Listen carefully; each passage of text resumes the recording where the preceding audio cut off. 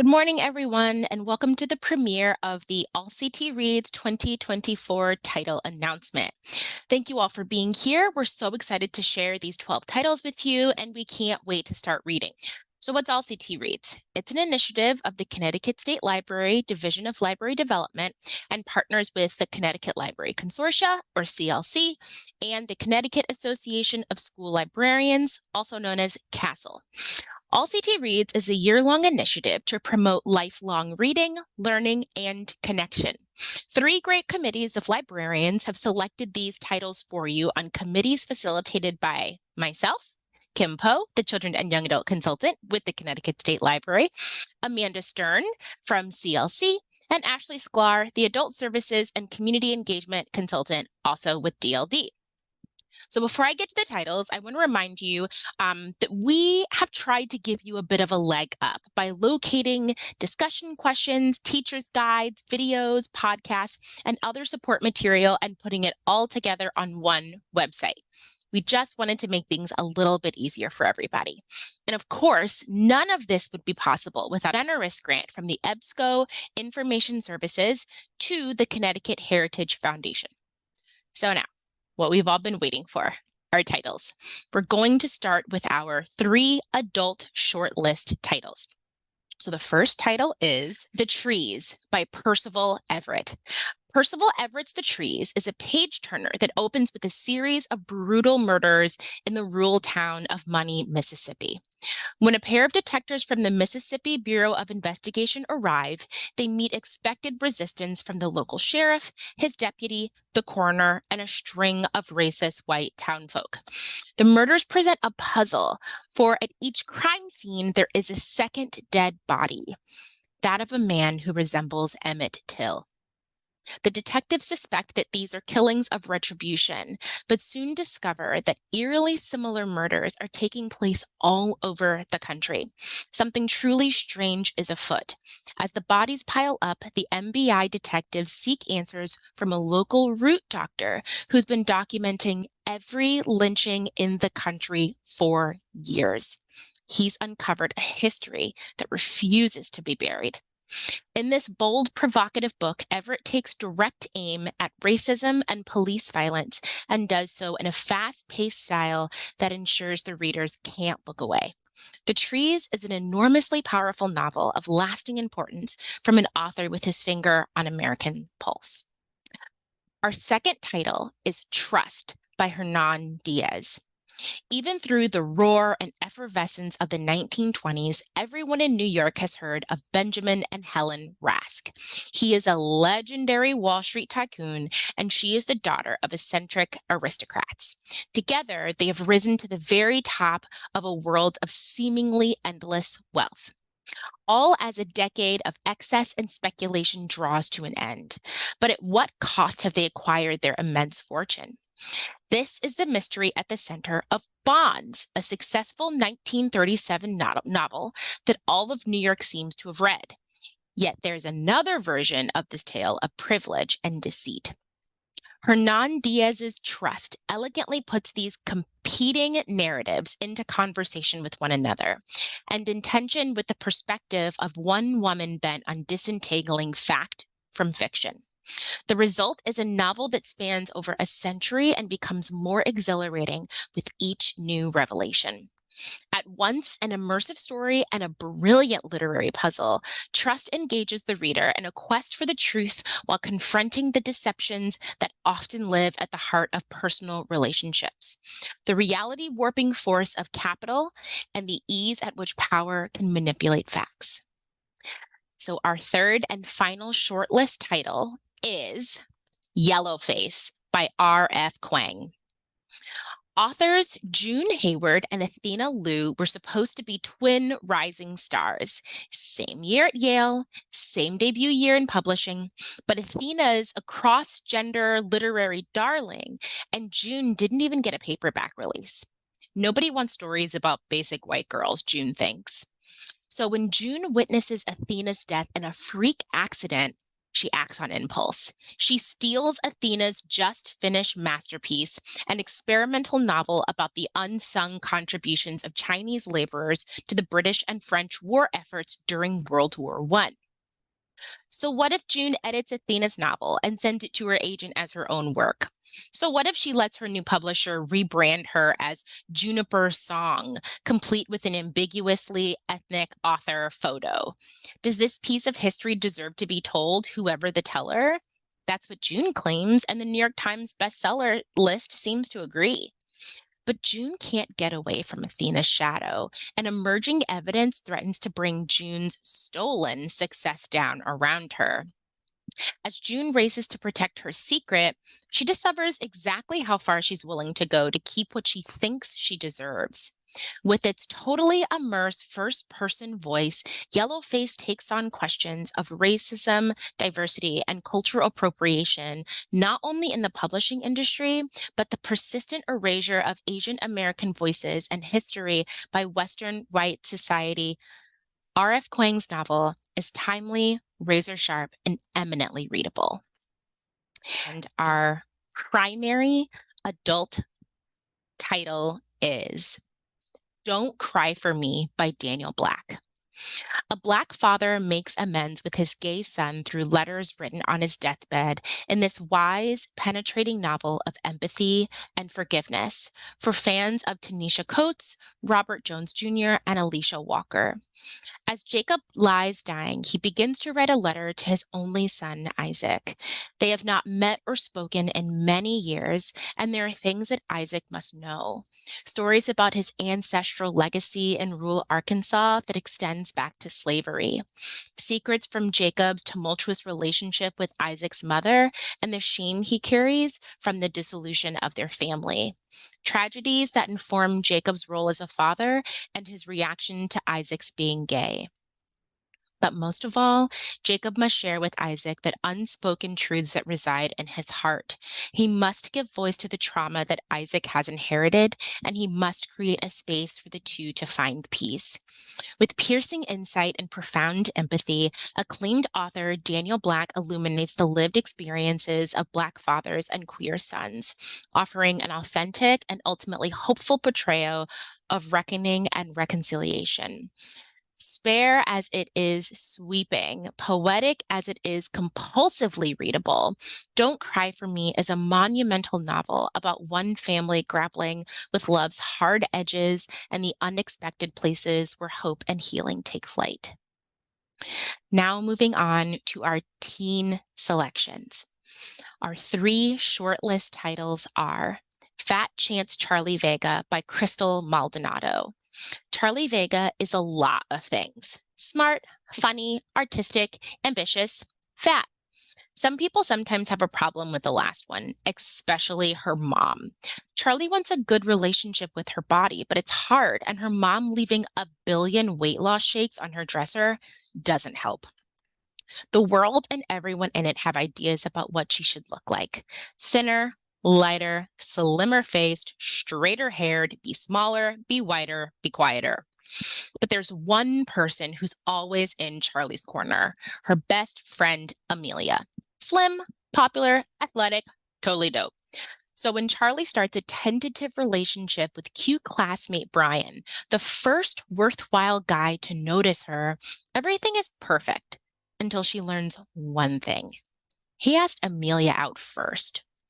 So is she his second choice or what? Does he even really see her?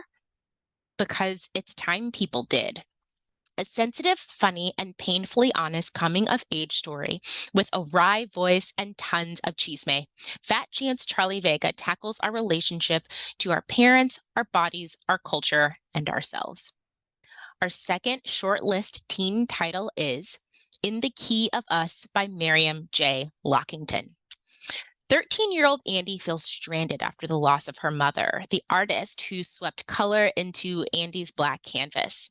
When she's accepted to a music camp, Andy finds herself struggling to play her trumpet like she used to before her whole world changed.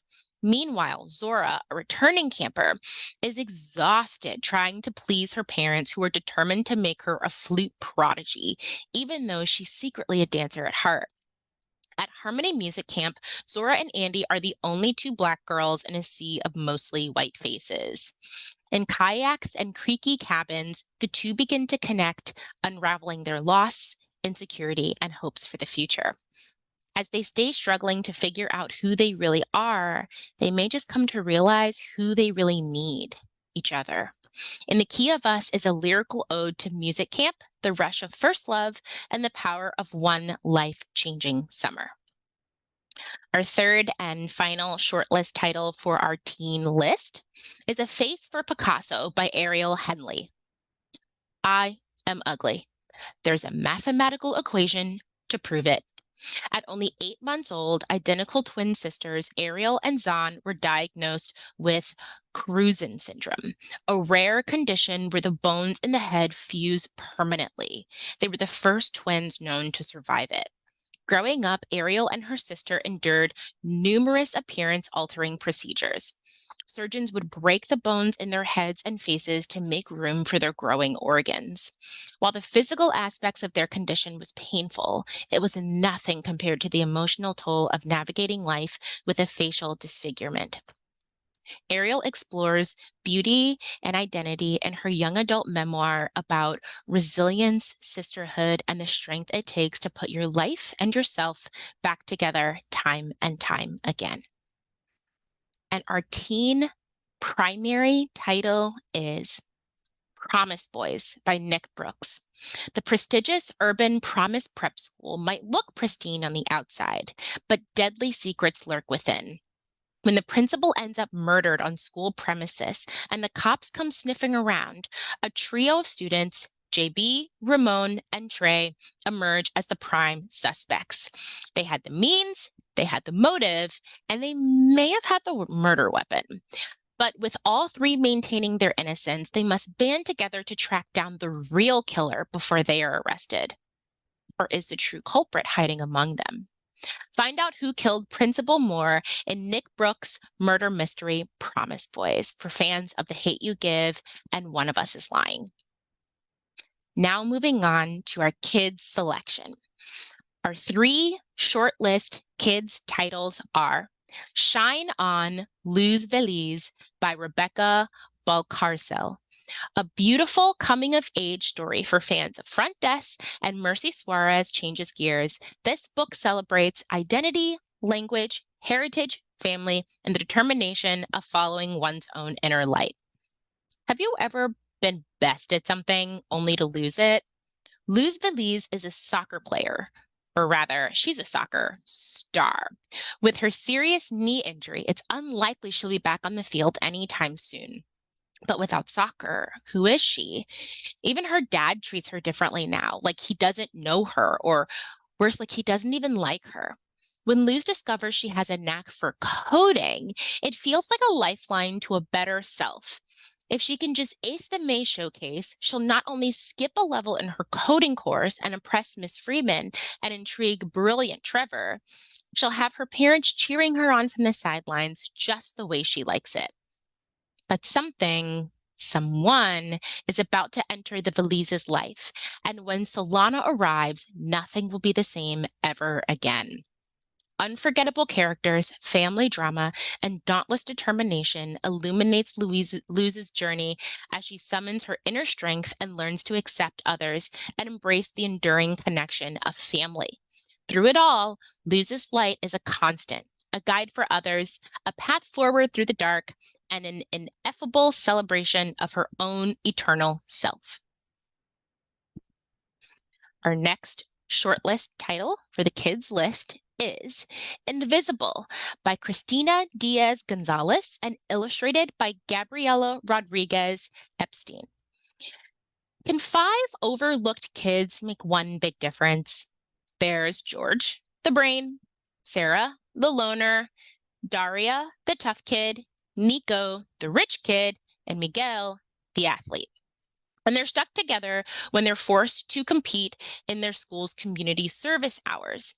Although they're sure they have nothing in common with one another, Some people seem to think that they're all the same, just 5 Spanish-speaking kids. Then they meet someone who truly needs their help, and they must decide whether they're willing to expose their own secrets to help or if remaining invisible is the only way to survive middle school. Our last shortlist titles for the kid list is Speculation by Nisi Shaw. After Weena's little sister breaks her glasses, her grandfather gives her an old-timey pair of spectacles that belong to her great aunt Estelle. The spectacles are silver and perfectly circular, with tiny stars on the bridge and earpieces that curl all the way around the ear. But best of all, they're magic. Because when Weena makes a wish, beginning with the words, "What if?" that is when she speculates. The spectacles grant it. Weena wishes she could see ghosts, and soon she meets not only the real Estelle, but Estelle's mother, Winona. Nearly a century before, Winona escaped from slavery and ran north with her baby Key. But Key was stolen from her under mysterious circumstances, and now Estelle and Winona have a mission for Winna. Find Key. He's still alive. He doesn't know the whole truth. And unless Winna can solve the mystery and bring him home, a powerful curse called the Burden will smother out their family lives, and Winna's mom could be its next victim. This beautifully written historical fantasy by an award-winning science fiction author offers new twists and turns in every chapter and will leave you looking at your own family's roots with new eyes. And finally, our last book of the day, our primary selection for our kids list is Finally Seen by Kelly Yang. My sister got to grow up with my parents. Me, I got to grow up with postcards from my parents. When 10-year-old Lynn Gao steps off the plane in Los Angeles, it's her first time in America and the first time seeing her parents and her little sister in 5 years. She's been waiting for this moment every day while she lived with her grandmother in Beijing, getting teased by kids at school who called her left behind girl. Finally, her parents are ready for her to join their fabulous life in America. Except it's not like the postcards. School's a lot harder than she thought. When she mispronounces some words in English on the first day, she decides she simply won't talk ever again. Her chatty little sister has no problem with English and seems to do everything better than Lena, including knowing exactly the way to her parents' hearts. They live in an apartment, not a house like in Mom's letters. They owe a lot of back rent from the pandemic, and Mom's plan to pay it back sounds more like a hobby than a moneymaker. As she reckons with her hurt, Lena tries to keep a lid on her feelings both at home and at school. When her teacher starts facing challenges from her latest book selection, a book that deeply resonates with Lena, it will take all of Lena's courage and resilience to get over her fear and choose a future where she's finally seen. And those are our 12 titles for our 2024 All CT Reads list. Starting in January, you can check out discussion sets of all of those titles from the Middletown Library Service Center. And we invite you all to please join us on Friday, January 19th at 11 a.m. as we host our virtual author launch with all 3 of our primary selection authors. Thank you all for joining us this morning, and we can't wait to see you soon.